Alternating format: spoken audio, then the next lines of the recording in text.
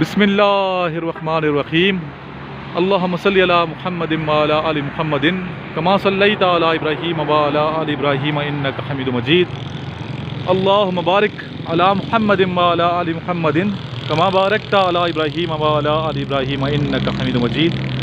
السلام علیکم تمام خواتین و حضرات اور میرے عزیز طلبہ و طالبات۔ اس ٹائم ہم موجود ہیں مری میں اور پروفیسر صاحب کچھ کویشچن پوچھیں گے ہم سے جس کے میں آنسر دینے کی کوشش کروں گا۔ جی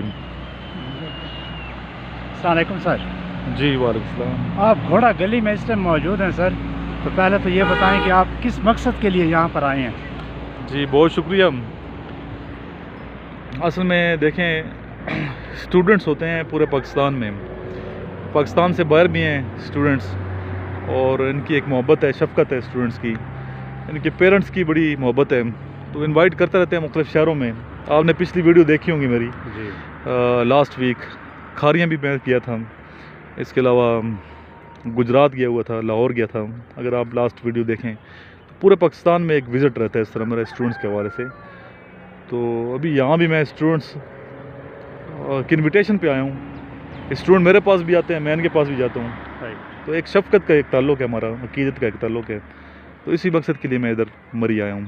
سر، آپ پاکستان کے مختلف کونوں میں آتے جاتے ہیں، ٹریولنگ کرتے ہیں، تو اس کے پیچھے مقصد کیا ہے، اس کے پیچھے راز کیا ہے؟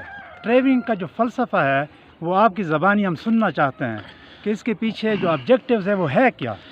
بات یہ کہ زندگی جو انسان کے نا اللہ تعالیٰ کی بہت بڑی نعمت ہے، کلرفل زندگی ہے۔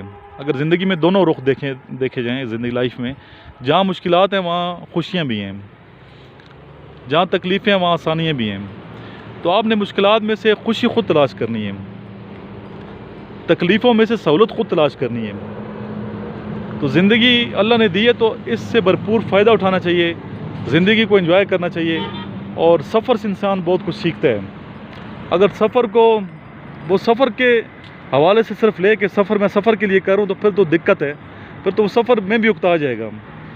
ہر اس مسافر کو میں سمجھتا ہوں سیاح ہونا چاہیے، سیاح اور مسافر میں بہت فرق ہے، اور سیاح جو ہوتا ہے وہ مسافر ہے جو سفر کو انجوائے کرتا ہے اور سیکھتا ہے۔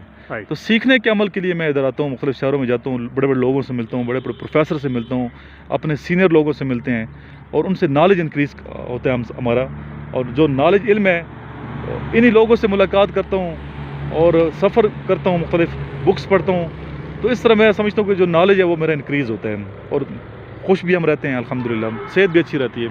تو پاکستان کے کن کن علاقوں کا سر آپ نے سفر کیا ہے، اور اس میں کوئی ایسی بات جو سفر آپ کا سب سے انٹرسٹنگ ہو، دلچسپ ہو، تو اس سفر کے بارے میں آپ بتائیں۔ آپ چونکہ پاکستان کے مختلف کونوں میں جاتے ہیں، سیاحی مقامات پہ جاتے ہیں، تو یقیناً ایسے مقامات ہوں گے جو سفر آپ کا یقیناً بہت دلچسپ ہوگا، سبق آموز ہوگا۔ تو کوئی ایسا واقعہ ہمیں بتائیے گا اس حوالے سے جو لوگوں کے لیے بھی باعث سبق بنے۔ سفر کے لیے میں اپنے جو حاضرین ہیں ان کو یہ کہتا ہوں پہلے آپ پلاننگ ضرور کیا کریں، سفر سے نکلنے سے پہلے آپ سرچ ضرور کیا کریں کہ فلاں مقام پہ میں جا رہا ہوں، تو اس مقام کے اہم مقامات کون کون سے ہیں، اس جگہ اس سٹی کے اہم علاقے کون کون سے ہیں، ہوٹل کون کون سے اہم ہیں۔ لیکن میں جب سفر کرتا ہوں کوئی پلاننگ نہیں ہوتی، یہ میری خامی ہے، وداؤٹ پلاننگ وداؤٹ ٹائمنگ نکل جاتا ہوں، یہ نہیں دیکھتا یہ رات ہے یہ دن ہے، ٹھیک ہے، میرا مسلسل ایک سفر رہتا ہے، اور پھر اس طرح بہت سے ایسے واقعات بھی ہوئی ہیں ظاہر ہے زندگی میں، اور ہر واقعے کو ہم نے انجوائے کیے۔ تو ایک دفعہ مجھے یاد ہے کلام میں گیا ہوا تھا، تو کلام سخت سردیاں تھیں، تو کلام چلا گیا، غلطی میرے سے یہ ہوئی کہ میں ایک تو اکیلا تھا، حالانکہ اکیلا نہیں ہوتا، کوئی نہ کوئی دوست ساتھ ہوتا ہے، میرے اسٹوڈنٹ ہوتے ہیں، تو اس میں اکیلا تھا، اور سردی کا موسم تھا، انتہائی برف باری تھی، اور وہاں پہ ہوٹل نہیں مل رہا تھا کوئی، تو سردیوں میں کوئی اس وقت جاتا نہیں تھا۔ ابھی تو خیر بڑا اچھا روڈ بن گیا کلام کا، یہ جو میں کہہ رہا ہوں بحرین سے آگے جائیں تو بحرین سے آگے بڑا اچھا روڈ بن گیا ہے کلام کا، تو اس وقت جب میں گیا تو کوئی روڈ شوڈ نہیں تھا، تو رہنے کی جگہ مجھے نہیں مل رہی تھی کلام میں، تو وہ واقعہ میں کبھی نہیں بولوں گا، بالکل اکیلا تھا، برف ہی برف تھی، ٹھیک ہے، اور دلچسپ بات یہ ہے کہ 25 کتوں کا قافلہ میرے پیچھے لگ گیا، 25 کتوں کا 25 کتوں کا قافلہ میرے پیچھے لگ گیا، لیکن اللہ کا کرم ہوا کہ کوئی ایسا حادثہ نہیں ہوا. میں سلپ بھی کر رہا تھا, گر رہا تھا برف سے. پھر ادھر ایک دوست ملاقات ہوگی, ایک پولیس والا تھا دوست, تو وہ پھر مجھے لے گیا گیسٹ روم میں. گیسٹ روم تھا ان لوگوں کا, تو رات میں نے وہاں اسٹے کی. تو یہ ایک مطلب ناقابل فراموش واقعہ. سر اس سفر کے دوران یقیناً آپ کی مختلف شخصیات کے ساتھ, مختلف لوگوں کے ساتھ بھی بیٹھک ہوتی ہے, ملاقات ہوتی ہے. تو کوئی ایسا دلچسپ شخص, کوئی ایسی شخصیت جس کے ساتھ آپ کی ملاقات ہوئی ہو اور وہ ایک حیرت انگیز قسم کی ملاقات ہو, وہ ہپناٹائز قسم کی شخصیت ہو, کسی ایسے شخص کے ساتھ کبھی آپ کی ملاقات جی ہوئی؟ کافی شخصیات سے ملاقات ہوئی ہیں ظاہر ہے کہ, اور میں تو ایسا شخص ہوں جو کہ ایک رکشے والے سے بہت کچھ سیکھتا ہوں. ایک رکشے والا ہے, ان پڑھ ہے, تعلیم اس نے حاصل نہیں کی, جی اس سے بھی سیکھنے کو بہت کچھ ملتا ہے. تو ایسے زرخیز ذہن ہیں ہمارے معاشرے میں, ہماری سوسائٹی میں, ایون دیہاتوں میں ایسے لوگ مل جاتے ہیں. بندہ حیران ہو جاتا ہے اور حیرت کی انتہا نہیں رہتی ان کا نالج دیکھتے ہوئے کہ تعلیم تو اس نے حاصل نہیں کی پراپر, اسکول میں تو ایک جماعت بھی حاصل نہیں کیا, لیکن اس کا نالج اتنا زیادہ ہے کہ آپ حیران رہتے ہیں. تو ایسے بہت سے لوگ ہیں. ایسے ایک تھے برکت علی صاحب, صوفی برکت علی صاحب. تو صوفی برکت علی صاحب ابھی لاسٹ سرائے عالمگیر میں ان کی قبر ہے, پھر ملتانی اور دوسرا ایک دربار ہے ان کے سینٹر میں ان کی قبر ہے. اسپیشل میں نے ان کی قبر پہ فاتح خانی کے لیے گیا تھا. تو وہ ایسی شخصیت تھے, ایک جھونپڑی میں رہتے تھے وہ, صوفی برکت علی صاحب ایک جھونپڑی میں رہتے تھے. واہ, ٹھیک ہے, اور بہترین شاعر تھے, واہ, اکیڈمی ادبیات پاکستان کے اسسٹنٹ ڈائریکٹر تھے, بڑا نام. اور ایک جھونپڑی میں پڑے ہوئے تھے, کسی کو نہیں معلوم تھا اتنا بڑا عظیم شخص ہے. تو ان کا ایک شعر میں آپ کو سناتا ہوں, ضرور. تو یقیناً ان کا شعر دل پہ نقش ہوگا. کہ صوفی صاحب انہیں فرمایا کہ اے تخلیق بحر و بر کے خدا, اے تخلیق بحر و بر کے خدا, مجھ پہ کتنا کرم کیا تو نے. اے تخلیق بحر و بر کے خدا, مجھ پہ کتنا کرم کیا تو نے. میری کٹیا کے دیپ کی خاطر, میری کٹیا کے دیپ کی خاطر آندھیوں کو جنم دیا تو نے. وہ کہتے ہیں ادھر کیا بھی آ سکتا ہے, کیا کرم کیا تو نے, لیکن وہ پھر طنز زیادہ ہوتا ہے, طنز کا نشتر زیادہ ہو جاتا ہے, اللہ سے زیادہ گلا شکوہ ہو جاتا ہے. تو اس لیے انہوں نے کہا کہ کتنا میں نے. تو وہ شخصیت عجیب و غریب شخصیت تھے, اور ان کی جو ہے نا ان کی باتیں, ان کی گفتگو, ان کی شخصیت اور ان کا کریکٹر, وہ میں کبھی فراموش نہیں کر سکتا ہوں.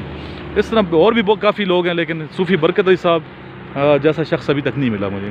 سر وہ ایک, چونکہ آپ پاکستان کے بہت سارے اسٹوڈنٹس کو پاکستان آرمی کے لیے, نیوی اور ایئر فورس کے لیے بھی تیار کرتے ہیں, پاکستان کے مختلف کونوں سے اسٹوڈنٹس بھی آپ کے پاس آتے ہیں, اور ایک چیز جو ہم نے اسٹوڈنٹس کے اندر سر دیکھی ہے وہ ہوم سکنس ہے.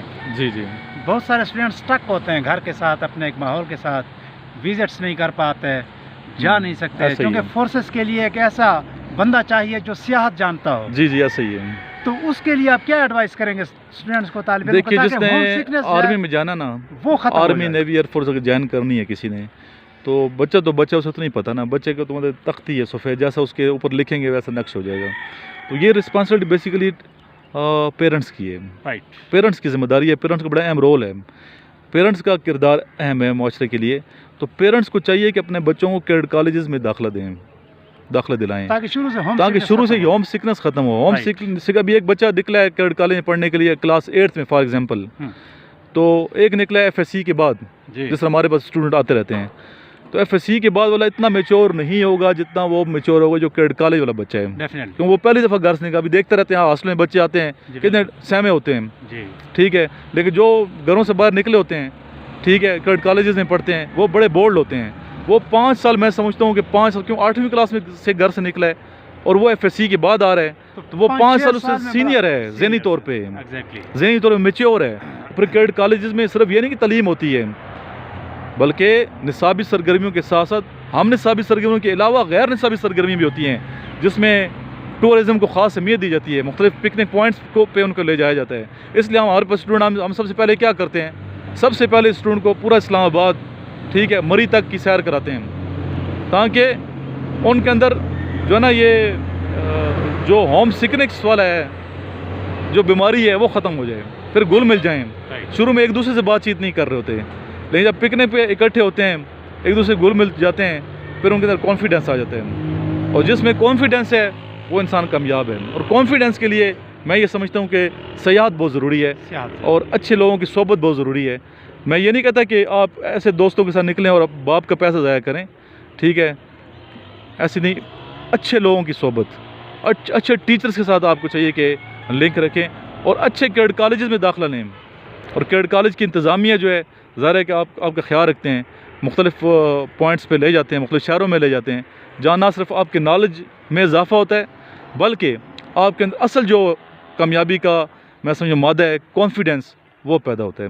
تو اس لیے میں اپنے جو بزرگ ہیں, جو پیرنٹس ہیں, جو اسٹوڈنٹس کے والدین ہیں, ان سے یہ التماس کرتا ہوں کہ اپنے والدین, اپنے جو بچے ہیں, اگر ان کو واقعی آپ ایک اچھا افسر دیکھنا چاہتے ہیں, آرمی میں بھیجنا چاہتے ہیں, تو ان کو کسی اچھے کیڈٹ کالج میں ایڈمیشن کروائیں, گھر سے باہر نکالیں, ان پہ ٹرسٹ کریں.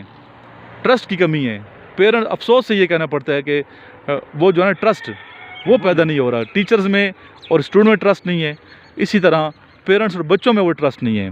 پیرنٹس کو چاہیے اپنے بچوں کے ساتھ دوستی کریں, دوستی کا رشتہ بھی ہونا چاہیے, سختی نہ کریں بلا وجہ. سر چیز ایک دیکھی گئی ہے جو پاس کے ٹیچر سے پیرنٹس اندھا اعتماد کرتے تھے ٹیچرز کے اوپر, ایسا ہی ہے.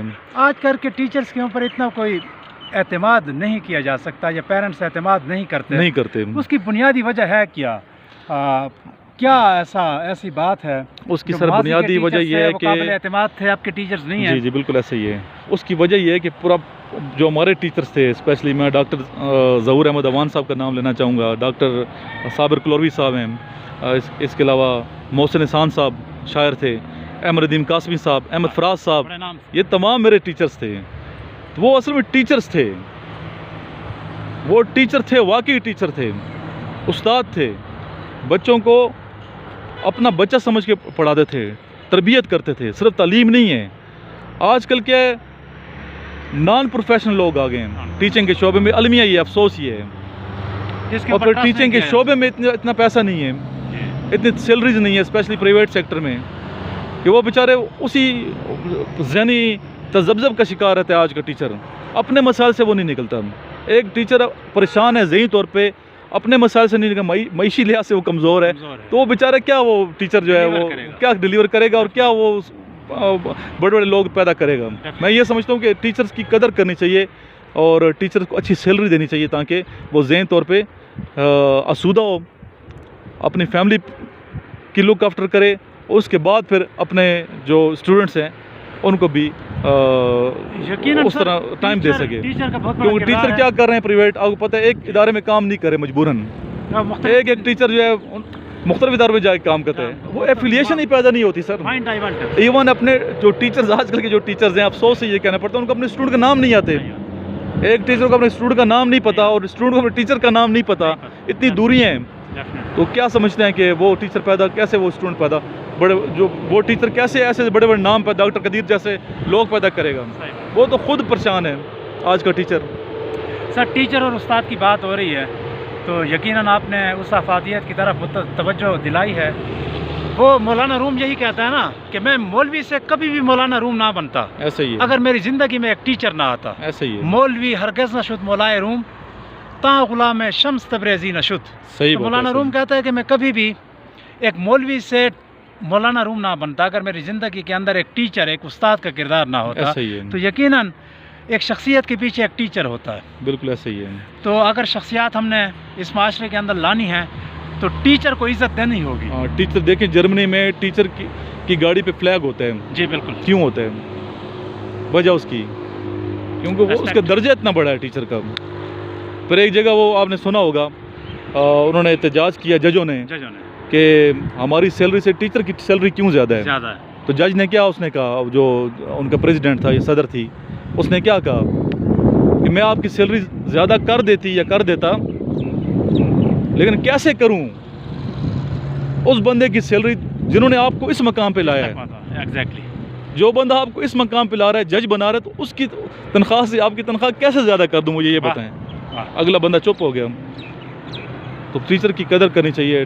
اساتذہ کرام کا بڑا مقام ہے, ان کا درجہ ہے. تو یہی سر میں اکثر کہا کرتا ہوں نا کہ gone are the days when there were teachers like Ishfaq Ahmed, ایسا ہی ہے, when there were students like Wasif Ali Wasif, ایسا ہی ہے, and when there were institutions like Aligarh. ایسا ہی ہے. میں وہ واصف علی واصف جرا استاد رہا न वो इशफाक अहमद जैसा तालिब इल्म रहा, न अली गढ़ जैसे इदारे रहे। ऐसे ही तो है। हमें 3 फोरम के ऊपर काम करना चाहिए और 3 फोरम को हमें तवज्जो देनी चाहिए, रेस्पेक्ट देनी चाहिए। ऐसे ही है। पूरी शख्सियत जो है, पूरा माशरा जो है वो इन 3 फोरम के ऊपर ठहरा है। तो ऐसे इनको ही है। तकवीत दें, इनको रेस्पेक्ट दें, इनका एहतराम करें, सही बात है, सही तब है। जाके ये एक माशरा जो है वो सही शक्ल में हमारे से वजूद में आएगा, जिसको हम सेहतमंद जहाँ जिस माशरा माशरे कहते में सर टीचर की रिस्पेक्ट की जाती है हैं। जी, और तालीम की रिस्पेक्ट की जाती है, वो माशरा तरक्की कर जाते हैं। एग्जैक्टली, तनज़ली की अलामत ये होती है जिस माशरे में टीचर की रिस्पेक्ट ना हो। बिल्कुल ऐसा ही।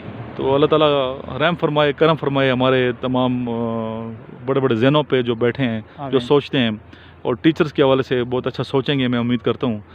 तो इंशाल्लाह आज की वीडियो जो स्टूडेंट को पसंद आई होगी, इसको आगे ज़रूर शेयर कीजिएगा।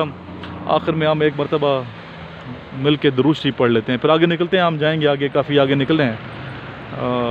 ज़्यादा हमने वॉक करनी है, पैदल वॉक करेंगे इंशाल्लाह। सर, अल्लाहुम्मा सल्ली अला मुहम्मदिन व अला आलि मुहम्मदिन कमा सल्लैता अला इब्राहीम व अला आलि इब्राहीम इन्नका हमीदुम मजीद।